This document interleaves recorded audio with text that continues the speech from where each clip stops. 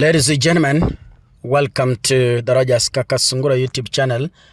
A big thank you to each and every one of you for the support you're giving this platform. I really thank you so much for the support and God bless you. If you're watching this video, kindly make sure you click the subscribe button and of course remember to turn on your notification bell. Maybe I could be reasoning differently, but then that is my view as Kakasungura and that is my stand. I recall very well Raila Odinga saying, as ODM, we have decided to go and help Kenya Kwanza, rather help William Ruto from sinking. That's what they said. They appointed cabinet secretaries from ODM party. They told the public that we are going in Kenya Kwanza government to help William Ruto so that our country cannot sink. And I remember them saying very well that our going there, we are going to advise Ruto. Should he fail, we resign. That's what they said. Walisema, sisi tutaenda kwa serikali ya Ruto kumpatia advice, kumsaidia. Na kama hata tusikiza, we are going to resign, tuache kazi. Can we listen to this one? Cooperatives Development and MSME's Cabinet Secretary Wycliffe Oparanya says he's ready to step down from position should his counsel to the government be ignored. Oparanya, who was attending a church service at Mariakani Church of God, also spoke on the need for Luhya unity, hailing the formation of the broad-based government. At a separate function in Western Kenya, National Assembly Speaker Moses Wetangula praised the inclusion of opposition members into the government, saying it will bring peace and unity in the country. Wale watu ambao wametoka Kakamega, mnaona ile kazi nilifanya huko. Hao mimi sikufanya kazi. Si nilifanya kazi? Ndio kwa sababu hao wameangalia, wameona huyu mzee anaweza kusaidia kazi. Si ndio? Nitawasaidia. Nitawasaidia, lakini kiwaambia twende njia hii ni wanakataa, mimi nitajiondoa na nirudi kwangu. Lazima tukiwa na shida tukuje pamoja, tuongee, tutatue matatizo yetu. Na hivyo ndivyo mmeona sisi kama washauri wa rais tumemshauri na ameleta serikali ya kujumuisha watu wote. Ndio mnaona John Badi ameingia, Joho ameingia, Wandayi ameingia, Oparanya hapa ameingia, na wale ambao walikuwepo ili nchi ikuje pamoja tuweze kutembea pamoja. That is a CS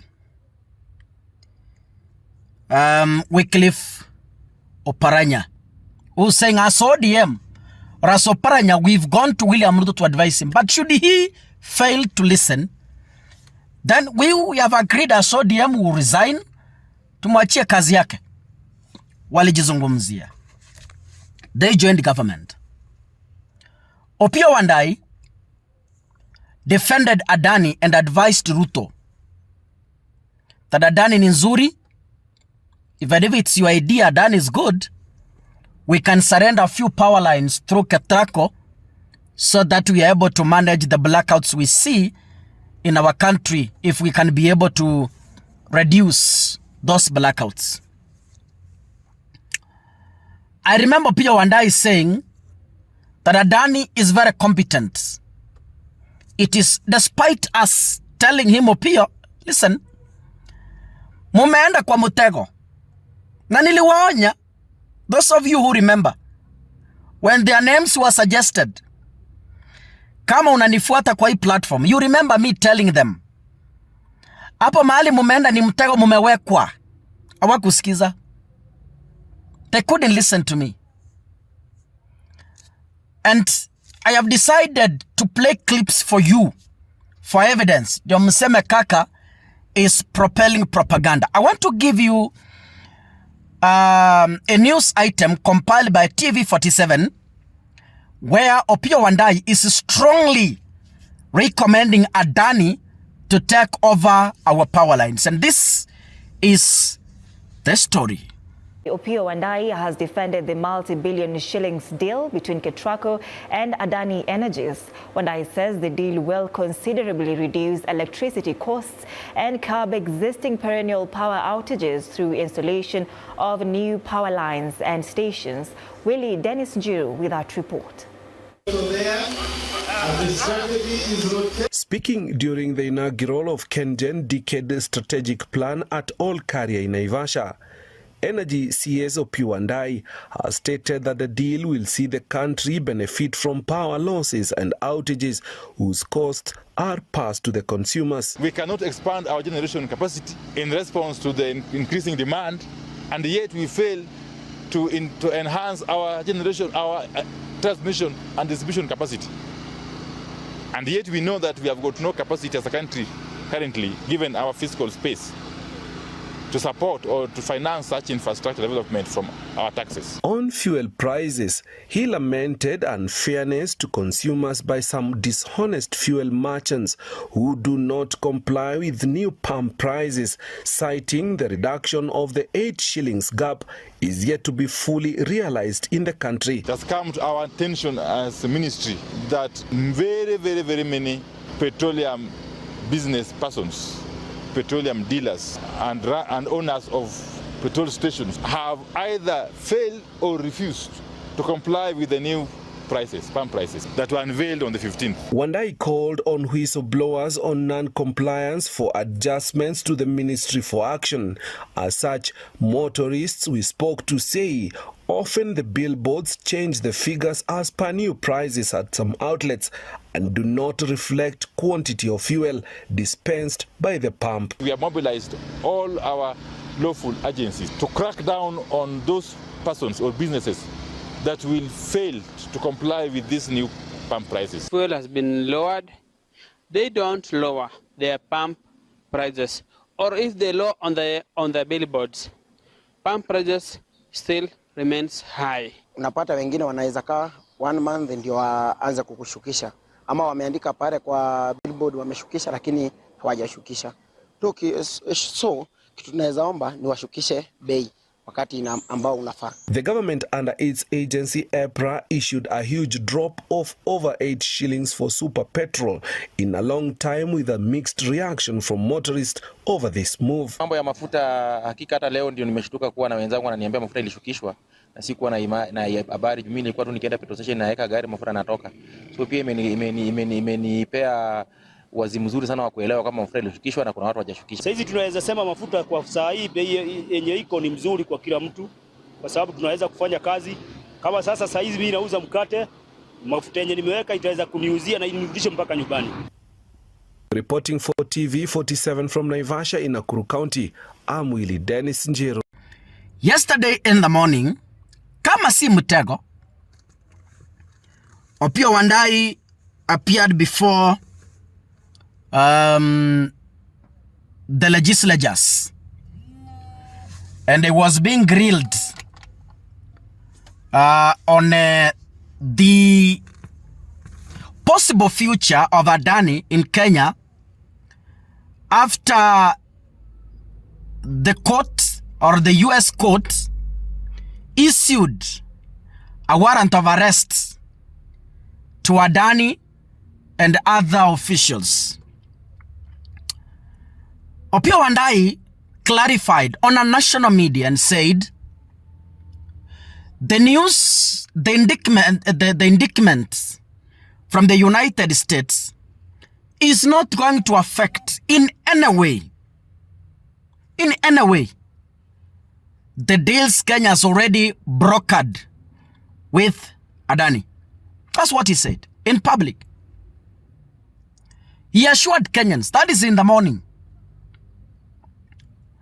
Imagine Opiyo Wandayi had no knowledge that in the State of the Nation address, Ruto has planned to cancel all Adani deals, including the Ketrac-Adani deal that was signed by Opiyo Wandayi himself. He left Opiyo Wandayi embarrass himself on a national screen, defending Adani. Later on, William Ruto cancelled the deals. Now, I am waiting to see if Opiyo Wandayi is going to resign. Because he advised Ruto in the morning that the USA indictment is not going to affect the deals we have already signed with Adani because those are allegations.